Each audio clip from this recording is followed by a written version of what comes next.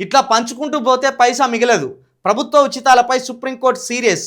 అన్ని ఫ్రీగా ఇస్తే అభివృద్ధికి నిధులెట్లా తెస్తారని ప్రశ్న. వివరణ ఇవ్వాలంటూ తమిళనాడు సర్కార్కు ఆదేశం. తమిళనాడు సర్కార్కి ఆదేశం ఇస్తాను, సుప్రీంకోర్టు ఇచ్చింది అన్నట్టు. ఉచిత పథకాలు అమలు చేసుకుంటూ పోతే అభివృద్ధి పనులకు ఒక్క పైసా కూడా మిగలదని సుప్రీంకోర్టు కామెంట్ చేసింది. ఎన్నికల్లో గెలిచేందుకు ప్రజలను మభ్యపెట్టడం, ఉచిత పథకాలను ప్రకటించడాన్ని తప్పుపట్టింది. ఇలాంటి పద్ధతే సరైంది కాదంటూ తీవ్రంగా స్పందించింది. ఉచితంగా ఆహారం, ఫ్రీగా కరెంటు సప్లై చేయడం కొనసాగిస్తే వాస్తవ అభివృద్ధి పనులు నిధులు ఎక్కడి నుండి తెస్తారో చెప్పాలని ప్రశ్నించింది. ఈ మేరకు పూర్తి వివరణ ఇవ్వాలని తమిళనాడు పవర్ డిస్ట్రిబ్యూషన్ కార్పొరేషన్ను సుప్రీంకోర్టు ఆదేశించింది. లోటు బడ్జెట్లో ఉన్న తమిళనాడు సర్కార్ వినియోగదారుల ఆర్థిక స్థాయితో సంబంధం లేకుండా అందరికీ ఉచిత కరెంటు పథకాన్ని అమలు చేసేందుకు ప్రతిపాదనలు సిద్ధం చేసిందంటూ దాఖలైన పిటిషన్పై సుప్రీంకోర్టు చీఫ్ జస్టిస్ సూర్యకాంత్ నేతృత్వంలోని బెంచ్ గురువారం విచారించింది. ఇక అందరికీ ఉచిత కరెంట్ అనేమో తమిళనాడులో అన్నాడు, మా దగ్గర అందరికీ ఉచిత బస్సు అన్నాడు. ఆర్థిక స్తోమతతోటి సంబంధం లేకుండా మొత్తం మహిళలందరికీ ఉచిత బస్సు అని చెప్పింది. అది కూడా ఒక భయంకరమైన బడ్జెట్ మీద ప్రభావం చూపే పథకమే. ఇంకోటి ఆర్థిక సంబంధంతో ఆర్థికపరమైన సంబంధం చూడకుండా గతంలో కేసీఆర్ గారు కూడా రైతు బంధు అనే ఒక పథకాన్ని తీసుకొచ్చి బడ్జెట్ను లూటీ చేసి పారేసిండు, రాష్ట్ర ఖజానాను ఖతం చేసి పారేసిండు. ఆడు భూసామా ఆసామా, 100 ఎకరాలు ఉన్నాయా లేవా, చిన్నకారు రైతా పెద్ద రైతా, వాడి ఆర్థిక స్తోమత ఏంది, వాడు ఎన్ని కోట్లకు ఉన్నాడు, వాడు ఏం పని చేస్తాడు, వాడు గ్రూప్ 1 జాబరా గ్రూప్ 2 జాబరా, ఎమ్మెల్యే మంత్ర జెడ్పీటీసీ ఇవేం చూడకుండా రైతు బంధు తీసుకోర్రి అన్నాడు. కథం ఒక్క దెబ్బతోటి రాష్ట్ర ఖజానా ఖాళీ అయిపోయింది. మొన్న నేను చెప్తే కొంతమంది అంటాను రైతు బంధు వృధా అంటాను. రైతు బంధు వృధా అంటలేను నేను. రైతు బంధు పేరు మీద కేసీఆర్ చేసిన ఆర్థిక విధ్వంసం ఇప్పట్లో అది పోదిగా. రైతు బంధు పేరు మీద ఆర్థిక విధ్వంసం చేసిండు కేసీఆర్ గారు. మిషన్ భగీరథ మీద ఆర్థిక విధ్వంసం చేసిండు కేసీఆర్ గారు. మిషన్ భగీరథకు తీసిన పైప్ లైన్లు ఇంతవరకు ఎక్కడ కూడా నీళ్లు సరఫరా అవుతలేవు. ఊర్లలో మొత్తం మిషన్ భగీరథ కోసం అని పైప్ లైన్లు వేసిండు.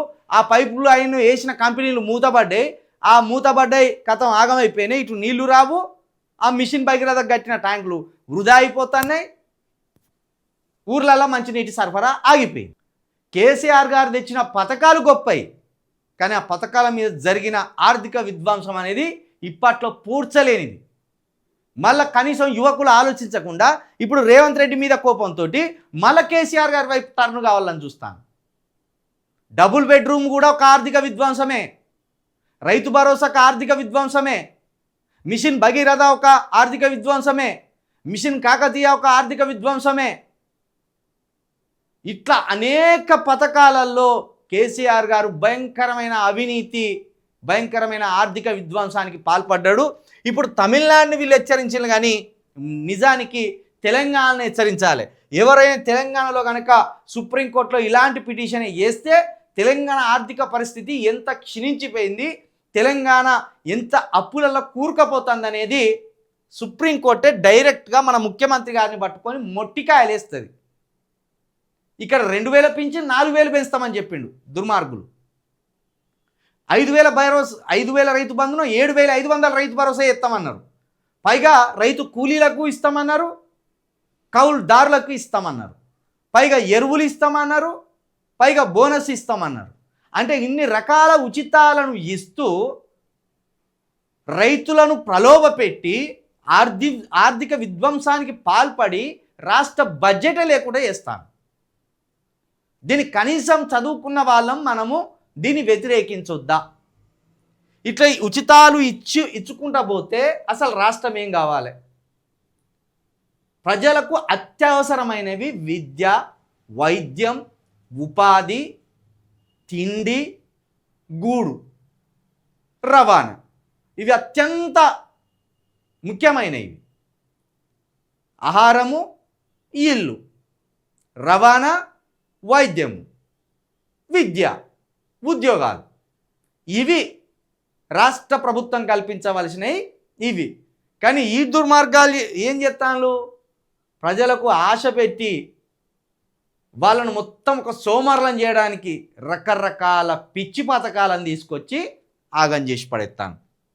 ఇప్పుడు తమిళనాడుకి అట్లాంటి గోసే వచ్చిందట. అసలు ఇది తమిళనాడు కంటే తెలంగాణ ఇంకా నాశనం అయిపోతుంది ఎక్కువ.